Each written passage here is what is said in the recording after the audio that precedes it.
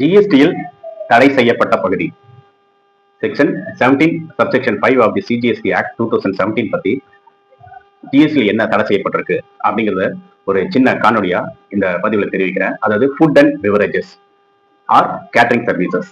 ஒரு கம்பெனி வந்து தன்னுடைய எம்ப்ளாய்க்கு ஒரு செலிப்ரேஷன் பர்பஸ்க்காக ஒரு ஆனுவல் டே ஃபங்க்ஷன், ஒரு ஏதாவது ஒரு ஈவெண்ட் கிரியேட் பண்ணணும், ஒரு என்கரேஜ் பண்ணணுங்கிற விஷயத்துக்கு வேண்டி, அல்லது ஒரு சேல்ஸ் ப்ரொமோஷனல் ஆக்டிவிட்டிஸ் அல்லது ஒரு சேல்ஸ் ஆக்டிவிட்டிஸ் அதிகப்படுத்திட்டாங்க, எம்ப்ளாயிஸ்னால அதிகமாக வந்திருக்கு, அல்லது எஸ்டாப்ளிஷ்மெண்ட் அந்த எம்ப்ளாயீஸ்னால அதிகமான ப்ராஃபிட் அல்லது சேல்ஸ் இது எல்லாமே ஹியூஜா வந்ததுன்னா அந்த எம்ப்ளாயர் வந்து ரொம்ப சந்தோஷப்படுவாரு. அது நிமித்தமாக அவங்களுக்கு என்ன பண்ணுவாங்க அப்படின்னா, எம்ப்ளாயர் வந்து எம்ப்ளாய்க்கு ஒரு செலிப்ரேஷன் ஃபங்க்ஷன் மாதிரி கண்டக்ட் பண்ணி ஃபுட்டு எல்லாம் ப்ரொவைட் பண்ணுவாரு. ஸ்வீட்டு, ஒரு பெரிய ஃபங்க்ஷனே, ஒரு ஈவெண்ட்டே நடத்தி கொடுப்பாரு. அப்போ அதுல அந்த ஈவெண்ட் மேனேஜ்மெண்ட் காரங்க என்ன பண்ணுவாங்க, அல்லது food and beverages catering services இவங்க என்ன பண்ணுவாங்கன்னா, அந்த கம்பெனிக்கு ஜிஎஸ்டி பில் கொடுப்பாங்க. அந்த ஜிஎஸ்டி பில்ல வாங்கி நம்ம ஜிஎஸ்டியை கிளைம் பண்ண முடியாது. இதுவே ஐடிசியில் தடை செய்யப்பட்ட பகுதி. ஏன்னு கேட்டீங்கன்னா, இப்போ எம்ப்ளாயர் வந்து தானா வாலண்டியரா முன் வந்து எந்த ஒரு பேஸும் இல்லாம, அதாவது ஃபேக்டரி ஆக்ட்ல இருக்குது அல்லது லேபர் ஆக்ட்ல இருக்குது அப்படிங்கிற மாதிரி இல்லாம இவர் ஒரு வாலண்டியரா ஒரு சேல்ஸ் ப்ரொமோஷனல் ஆக்டிவிட்டிஸ்க்கு வேண்டி ஒரு ஐடிசியை எடுக்கணும்னு நினைக்கிறாரு அப்படின்னா அது எடுக்க முடியாது. அது ஜிஎஸ்டியில பிளாக் செய்யப்பட்டிருக்கு.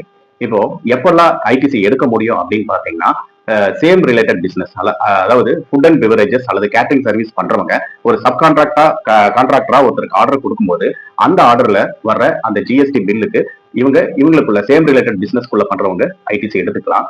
இப்ப நார்மலா ஜென்ரலா ஒரு கம்பெனி இந்த ஃபுட் அண்ட் பெவரேஜஸ் எடுத்துக்க முடியுமா, ஐடிசி எடுத்துக்க முடியுமா அப்படின்னா எடுத்துக்க முடியும். ஃபேக்டரி ஆக்ட்ல அல்லது லேபர் லா ஆக்ட்ல அல்லது state law of the factory act அல்லது எம்ப்ளாயிஸ் ஆக்ட்ல வந்திருந்ததுன்னா அந்த ரிலேட்டடா ஆக்ட்ல என்ன சொல்லியிருக்கு அப்படின்னு ஒரு சில ஸ்டேட்ல என்ன பண்ணிருப்பாங்க அப்படின்னா, ஃபேக்டரி மெயின்டைன் பண்ணணும் அப்படின்னா நீங்க கண்டிப்பா வந்து ஃபுட் அண்ட் பெவரேஜஸ் ஃபுட் வந்து எம்ப்ளாயிஸ்க்கு ப்ரொவைட் பண்ணியே ஆகணும் அப்படின்னு சொல்லியிருப்பாங்க. அல்லது ஃபேக்டரி ஆக்ட்ல ஒரு 250 எம்ப்ளாயிஸ்க்கு மேல ஒர்க் பண்றவங்க கண்டிப்பா கேண்டீனை நடத்தியே ஆகணும் அப்படிங்கிற மாதிரி ஒரு ஆக்ட்ல சொல்லியிருந்தாங்கன்னா, அந்த ஆக்ட்ல சொன்ன அந்த பில்லுக்கு அந்த கேண்டீன்காரங்க ஒரு பில் கொடுக்குறாங்க. கம்பெனி வந்து எம்ப்ளாயர் வந்து ஒரு எம்ப்ளாயிஸ்க்கு அந்த ஃபுட் அண்ட் பெவரேஜஸ் சப்ளை பண்ணா இந்த மாதிரி ரிலேட்டடான சிச்சுவேஷன்ல அந்த ஐடிசியை கம்பெனி எம்ப்ளாயர் வந்து கிளைம் பண்ணலாம். இந்த காணொலி உங்களுக்கு பயனுள்ளதா இருக்கும்னு நம்புறேன். மற்றொரு காணொலியில் நான் சந்திப்போம். தேங்க்யூ.